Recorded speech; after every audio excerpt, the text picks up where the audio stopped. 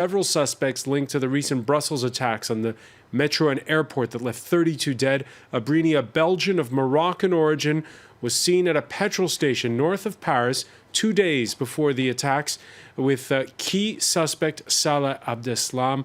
For more, let's cross to Maeve McMahon. Maeve, what more do we know at this point?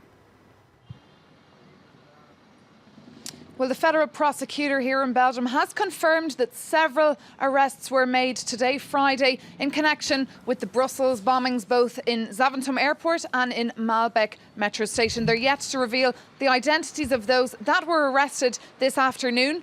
A press conference will be held, though, in the next few minutes or hours when they're ready to share that information.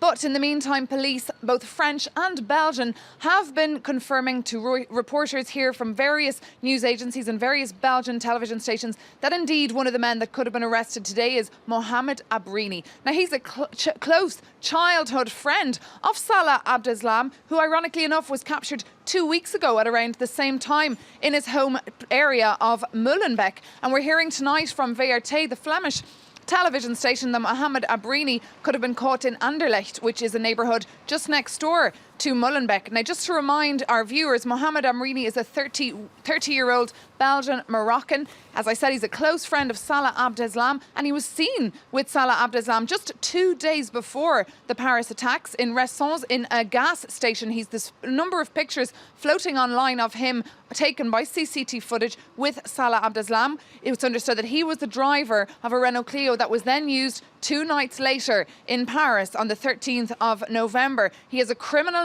record here in Belgium. He's been in prison before for armed robberies and a number of other things, and he's been Belgian police have been looking out for him for a number of months and had an arrest warrant issued there just after the November attacks. And you remember just yesterday here in Brussels, the Belgian prosecutor released a 2-minute video tracing the very steps of that man in the hat, that third perpetrator, or the one who was with Ibrahim el-Bakraoui and Najim Lashraoui that morning of the 22nd of March, who took a taxi with the two of them with a suitcase but managed to flee from the airport. Police have asked the general public to help identifying that man. I understand today dozens of phone calls and emails were sent in to the Belgian police giving them tip-offs about that man with the hat and the beige jacket. Now, regarding those other arrests today, Belgian media reporting that one of them could be a man that goes by the name of Osama K. He could be the person that was seen at Pétion metro station speaking to Khalid el-Bakraoui. That's the man who blew himself up at Maalbeek metro station at just before 9 o'clock on the 22nd of March.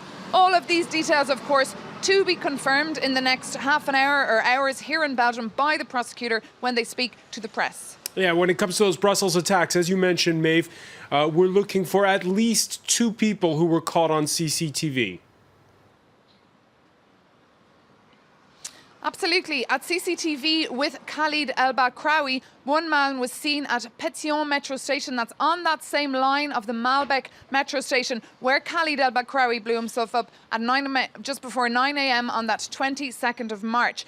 The Belgian media is reporting that that man could have been arrested today. Now, we don't know about the man in the hat. There's been a lot of speculation in Belgian media tonight that Mohamed Abrini is in fact the man in the hat. But if you look closely at the photograph, he doesn't really look like the man in the hat. So it remains to be seen if they have the man in the hat. Just yesterday, it was clear that they didn't know his identity. They had no idea. And that's why they called on the general public here in Belgium and beyond, especially those who were at Zaventem Airport that morning and could have taken a photograph or a video of that man with their telephones or with, of course, any other way with their cameras that they had with them that day, because he was seen walk the whole way from Zaventem Airport to an area about 1 kilometre from here by Place de Noyer.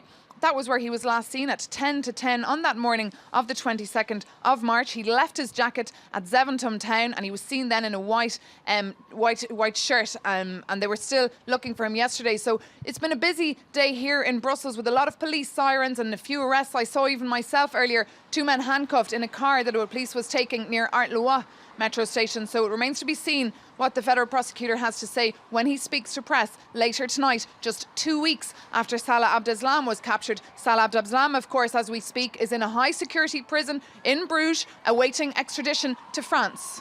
And just to recap very briefly, Maeve, as you were saying, several arrests is what it says in the communique. We're waiting for more information.